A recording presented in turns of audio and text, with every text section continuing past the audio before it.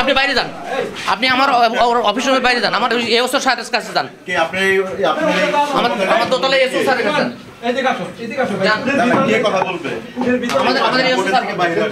আমি বাইরে যাবো না, আপনি কি সন্ত্রাসী করছেন নাকি? আপনি আমাকে বাইরে যাচ্ছেন না যাই বলে কেন? আদালত চলছে, আপনি আমাকে আদালতে এখানে আমার কথা বলতে নিতে পারেন না।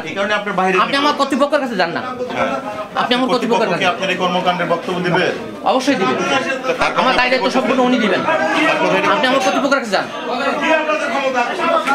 যান আপনাদের কর্তৃপক্ষের কাছে। দেখে ধরো তো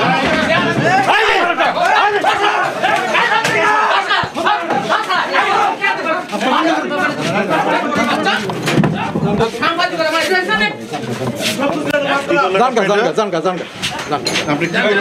জানকা তো একটু বাইরে যান একটু। কোনো ইশার একটা মানুষের সুস্থভাবে কাজ করতে যায় না।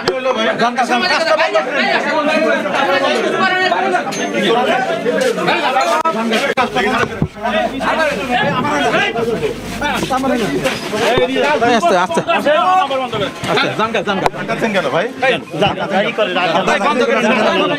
ধাক্কাচ্ছেন কেন? আপনি ধাক্কাচ্ছেন কেন?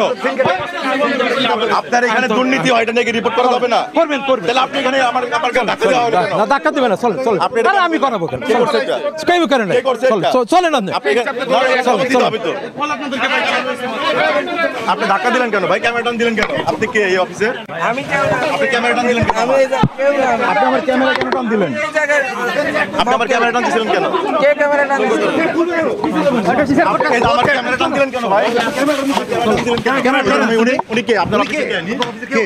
কেউ না, উনি অফিসার। উনি আমার ক্যামেরা টান ভাই নো যাই তো। আমার গায়ে হাত দিলেন কেন আপনি? অবশ্যই জবাব দেব, আপনি আমার গায়ে অবশ্যই জবাব দেব। জান আপনি দেখেন আপনার নাম কি? আপনি আমার ক্যামেরা টান দিলেন কেন? কখন আপনি কে ভাই আমি আবার আবার আপনি কথা বলছেন আমি করব। পরে ভাই পরে আপনাদেরকে কেন আপনার বাইরে টান, আপনার কেন বাইরে টানতে চাচ্ছেন? আপনার কেন বাইরে টান, কারো বাইরে টানছেন? আপনার কে চেয়ারে বাইরে? কোন সাংবাদিক না এখানে? আপনাদের আপনার সাংবাদিক আপনাদেরকে মানুষ বাঁচা যাবে কেন? আপনি এখানে সাংবাদিকের গায়ে হাত তুলতে পারেন?